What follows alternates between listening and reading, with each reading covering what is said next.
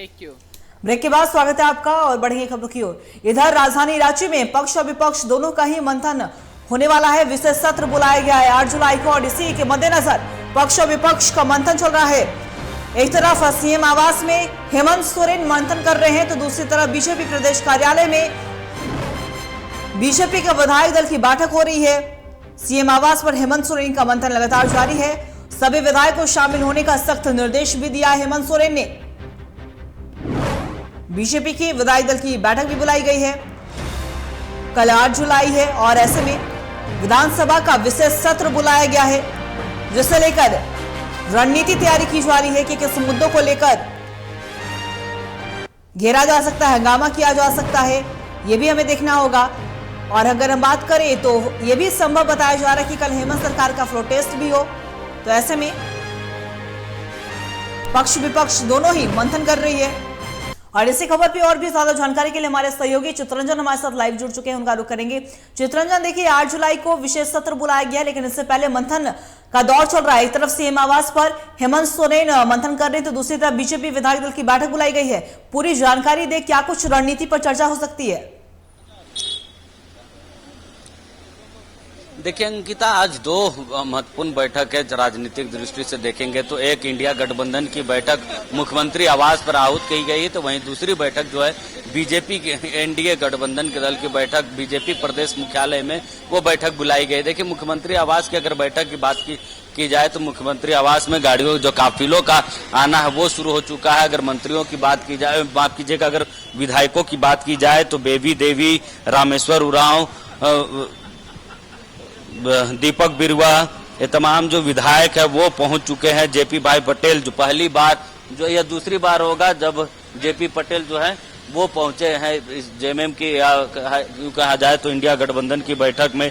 Stephen Marandi, शिल्पी Neha Tirkey, JP गलेस्टिन जो मनोनीत विधायक हैं वो भी पहुंचे हुए हैं। दीपक बिरुआ, सुखराम उरांव, संजीव सरदार, रामेश्वर उरांव, नमन मिक्सल कोंगाड़ी, मिथिलेश ठाकुर, जिग्गा होरो, भूषण बाड़ा जो है, बेबी देवी जिनका मैंने जिक्र किया वो पहुंची हुई। तो तमाम जो विधायक हैं वो पहुंचने लगे इस बैठक में पार्टिसिपेट होने के लिए, भाग लेने के लिए। तो हम देखिए विधायकों की बैठक होनी है, इंडिया गठबंधन की विधायकों की बैठक, और इस बैठक में तमाम विधायकों को निर्देश दिया गया है कि बैठक में पहुंचने को ले। इस बैठक इसलिए भी खास है क्योंकि कल जो है वो सदन तो है जहां पर इंडिया गठबंधन जो है अपना बहुमत पेश करेगी। बहुमत जो है वो पेश किया जाएगा। हेमंत सोरेन मुख्यमंत्री बनने के बाद फिर से राज्य सरकार को, हेमंत सोरेन की इंडिया गठबंधन की सरकार को बहुमत फ्लोर टेस्ट से गुजरना होगा। तो कल सरकार की फ्लोर टेस्ट होगी। उसके बाद जो है 3:30 बजे का समय राजभवन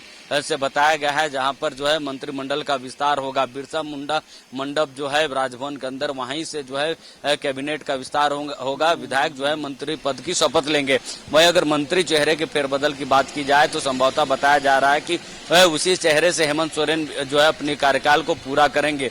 वहीं अगर नए चेहरों की बात की जाए तो जेएमएम से जहां बैजनाथ राम नए चेहरे हो सकते हैं, तो वहीं दूसरी तरफ कांग्रेस से इरफान अंसारी जो आलमगीर आलम का जो स्थान खाली हुआ वो हो सकता है। देखिए विधायकों का जो हमने बताया पहुंचना, तो ये बैजनाथ राम जिसका मैं अभी जिक्र ही कर रहा था कि मंत्री बनने की रेस में है, जेएमएम कोटे से मंत्री बन सकते हैं, वो भी मुख्यमंत्री आवास पहुंच चुके हैं बैठक के लिए। तो देखिए इनका भी नाम जो है नए चेहरे में अगर बात की जाए है वर्तमान सरकार में, तो नए चेहरे में बैजनाथ राम को जगह दी जा सकती है जेएमएम कोटे से। वहीं कांग्रेस कोटे की बात की जाए तो कांग्रेस से इरफान अंसारी पहली बार मंत्री बन सकते हैं। तो इन दोनों का नाम है। वहीं कल 3:30 बजे राजभवन में ही जो है वो बिरसा मंडप पे मंत्रियों को शपथ दिलाया जाएगा। देखिए इस बैठक में इंडिया गठबंधन की बैठक बहुत खास है। बैठक इसलिए खास है कि हमने बताया ना कि बैठक इसलिए भी खास है क्योंकि बैठक में सिर्फ सदन की रणनीति ही नहीं बल्कि मंत्रिमंडल के विस्तार को लेकर भी बातें जो है वो रखी जाएंगी। देखिए कांग्रेस विधायक दीपिका सिंह पांडे हैं, वो भी इस बैठक के लिए पहुंची। तो लगातार जो विधायकों का आना है वो शुरू हो चुका है क्योंकि अब थोड़ी देर के बाद जो है बैठक शुरू होगी क्योंकि मुख्यमंत्री की जो कारकेड है वो भी उनके आवास से उनको रिसीव करने के लिए चली गई। तो अब कुछ देर के बाद बैठक जो है वो शुरू होगी। लेकिन मैं कह रहा था इस बैठक इंडिया गठबंधन की बैठक इसलिए खास है क्योंकि इंडिया गठबंधन की बैठक में सिर्फ कल की सदन की कार्यवाही को लेकर चर्चा नहीं की जाएगी बल्कि या बहुमत या फ्लोर टेस्ट को लेकर ही सिर्फ चर्चा नहीं की जाएगी। फ्लोर टेस्ट में पर तो सरकार कैसे विपक्ष पर हावी रहे और सरकार कैसे बीजेपी या अगेंस्ट विपक्ष के सवालों का जवाब दे और उनके जो हुटिंग है होगी तो उसको कैसे जवाब दिया जाएगा, इसको लेकर चर्चा की जाएगी। लेकिन महत्वपूर्ण बैठक इसलिए है कि इस बैठक में मंत्रिमंडल के विस्तार को लेकर चर्चा की जाएगी। क्या अगर जो चेहरे नए चेहरे को एड ऑन की बात की जा रही कि नए चेहरे ये जो है ऐड हो सकते हैं, उनका शामिल किया जा सकता है, तो उन चेहरों पर बात की जाएगी। और इस बैठक में गुलाम अहमद मीर जो प्रदेश के कांग्रेस प्रदेश के प्रभारी है वो भी उपस्थित रहेंगे, प्रदेश अध्यक्ष राजेश ठाकुर भी रहेंगे। तो कांग्रेस लगातार जो है अपने विधायकों की बैठक में प्रदेश का नेतृत्व, कांग्रेस प्रदेश नेतृत्व भी लगातार ऐसे बैठकों पे मौजूद रहा है। तो देखिए विधायकों का जो आना है वो शुरू हो चुका है। और वहीं अगर बात की जाए दूसरी तरफ बीजेपी की बैठक चल रही है, उस बीजेपी की बैठक में कैसे राज्य सरकार को घेरा जाए, कैसे चंपई सोरेन के मुद्दे पर कैसे हेमंत सोरेन को टारगेट किया जाए, सदन की कार्रवाई पर कैसे सवाल खड़े किए जा सके, इन सभी चीजों को लेकर सवाल किए जाएंगे। तो बीजेपी की बैठक में कैसे राज्य सरकार को सदन के अंदर घेरा जाए और मंत्रिमंडल का विस्तार के बाद बीजेपी की आगे की रणनीति क्या होगी, इन सभी चीजों को लेकर चर्चा की जा रही है। तो देखिए दोनों ही तरफ दोनों ही पार्टियों का पक्ष भी और विपक्ष भी दोनों की बैठकें चल रही है। और बैठक में सबसे महत्वपूर्ण बैठक अगर देखी जाए तो इंडिया गठबंधन की चल रही है, जिस बैठक में न सिर्फ सदन की कार्रवाई को लेकर चर्चा होगा बल्कि कैबिनेट का जो विस्तार होना, मंत्रिमंडल का जो विस्तार होना, उसमें किन चेहरों पर जिम्मेवारी दी जाएगी। अगर क्या जो लगातार ऐसी बातें आ रही कि सदन जो देखिए बिल्कुल अगर चित्रंजन हम बात करें तो आपने बिल्कुल सही कहा कि अगर बीजेपी की बात करें तो बीजेपी अलग रणनीति तैयार कर रही होगी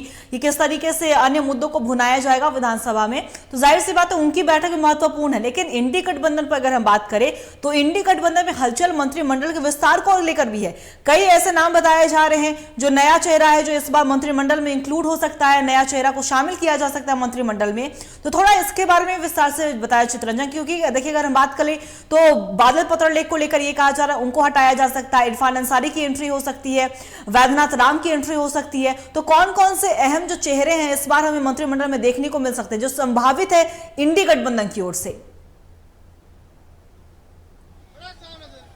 देखिए अंकिता, वही मैं जिक्र कर रहा था। देखिए अगर पुराने चेहरों की अगर बात की जाए तो देखिए चंपई सोरेन की सरकार में बसंत सोरेन को जगह दी गई थी, लेकिन क्या इस बार फिर से रिपीट करेंगे बसंत सोरेन? क्या बसंत सोरेन पर फिर से एक बार जो है वो भरोसा हेमंत सोरेन जताएंगे? क्योंकि देखिए अगर बसंत सोरेन को कैबिनेट में शामिल किया जाता, मंत्रिमंडल पर शामिल किया जाता, तो विपक्ष की तरफ से परिवारवाद का एक बड़ा आरोप जो है हेमंत सोरेन पर लगेगा। इसलिए हेमंत सोरेन को माफ कीजिएगा बसंत सोरेन को लेकर जो अटकलें वो लगातार चल रहे हैं कि बसंत सोरेन को क्या हेमंत सोरेन के कैबिनेट में जगह मिलेगी, क्योंकि चंपई सोरेन के कैबिनेट में बसंत सोरेन को इसलिए जगह दी गई थी क्योंकि हेमंत सोरेन सलाखों के पीछे थे, सोरेन परिवार से कोई जो मंत्रिमंडल में शामिल नहीं था, इसलिए बसंत सोरेन को महत्वपूर्ण जिम्मेवारी दी गई थी। तो वहीं जहां हेमंत सोरेन ने कमबैक की है, सत्ता की चाबी खुद अपने हाथों में ली है, बागडोर जो है अपने हाथों में ली है, तो क्या ऐसे में बसंत सोरेन पर फिर से वो भरोसा रहेगा? बसंत सोरेन को क्या फिर से कैबिनेट में शामिल किया जाएगा? क्योंकि ऐसा होता है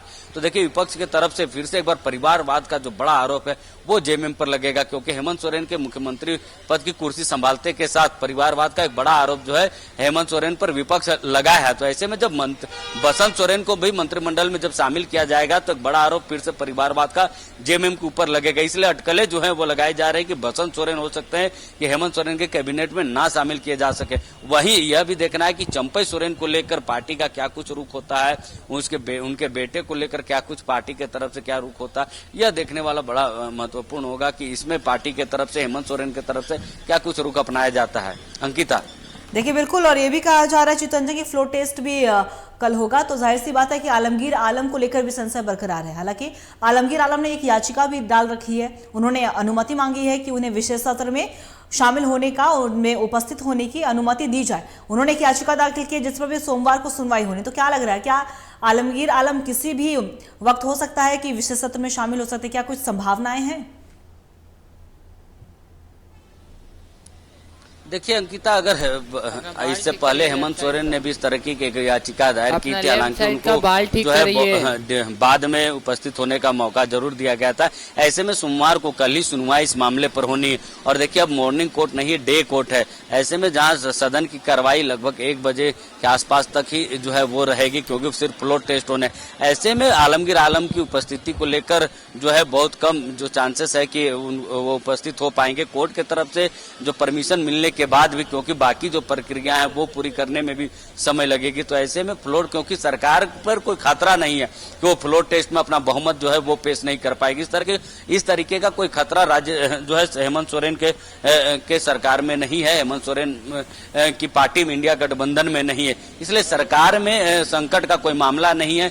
इसलिए इस मामले पर जो है बहुत जल्दबाजी नहीं होगी और आलमगीर आलम की उपस्थिति जो है संभवतः ना के बराबर है कि वो उपस्थित नहीं हो पाएंगे, क्योंकि सोमवार को फैसला होना है। उसके बाद फैसले के बाद भी बहुत जो कागजी प्रक्रिया है वो होनी है।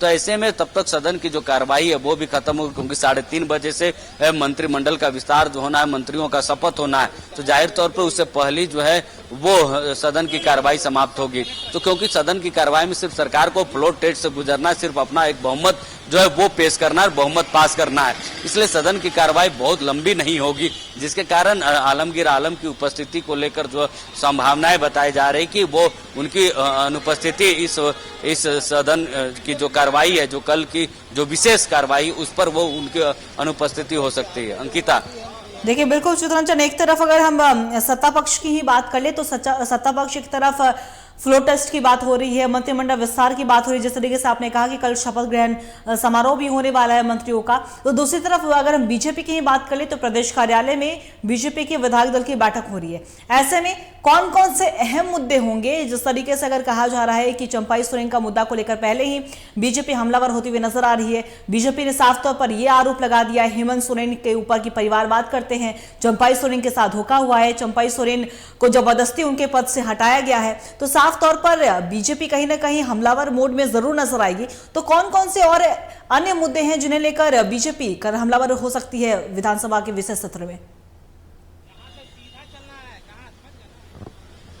बिल्कुल, देखिए अंकिता, बीजेपी की बैठक में कैसे सरकार को घेर किन मुद्दों पर सरकार को घेरेगी ये, और कौन से विधायक सदन में लीड करेंगे, कौन कौन से विधायक प्रस्ताव उसमें कौन से विधायक खड़े होकर बोलेंगे, सारी जो प्रक्रिया है, सदन की कार्रवाई की जो प्रक्रिया होती उसमें कौन कौन से विधायक की क्या भूमिका होगी, विपक्ष के विधायकों की, इसको लेकर फैसले लिए जाते हैं। और खासतौर पर हमने कहा ना, मंत्रिमंडल चंपाई सोरेन को हटाने के बाद जिस तरीके से हेमंत सोरेन जो है वो सत्ता की बागडोर संभाले हुए, तो हेमंत सोरेन को लेकर और चंपाई सोरेन को लेकर बीजेपी का क्या कुछ रुख है, बीजेपी कैसे इसको टैकल करती है, ये महत्वपूर्ण होगा। और इन्हीं सब चीजों को लेकर बीजेपी की जो बैठक है, विधायकों की बैठक, विधायक दल की बैठक, वो, और देखिए एक स्वाभाविक प्रक्रिया है सदन की कार्रवाई से पहले इस तरह की बैठक विधायकों में सामंजस्य बैठाने के लिए कि किस मुद्दे को कौन से विधायक रखेंगे और कौन सा विधायक जो है किस मुद्दे को आगे लेकर लीड करेंगे, इन सभी चीजों को लेकर निर्णय लिए जाते हैं इस तरह के बैठकों से।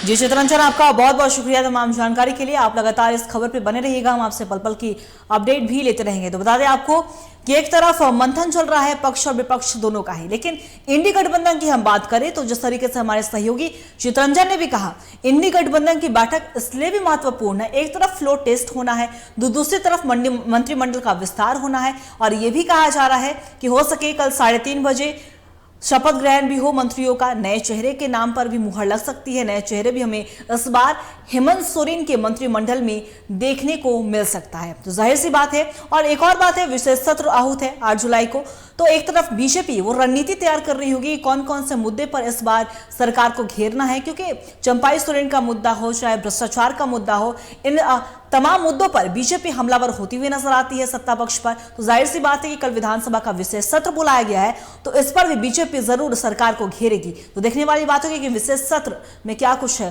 अन्य मुद्दों को उठाया जाता है और हेमंत सोरेन किस तरीके से फ्लोर टेस्ट में पास होते हैं, और मंत्रिमंडल का विस्तार में कौन कौन से नए चेहरे इस बार हमें देखने को मिल सकता है। तो फिलहाल इस बुलेटिन में इतना ही। बने रहेगा खबरों के लिए T45 के साथ। दीजिए इजाजत, नमस्कार।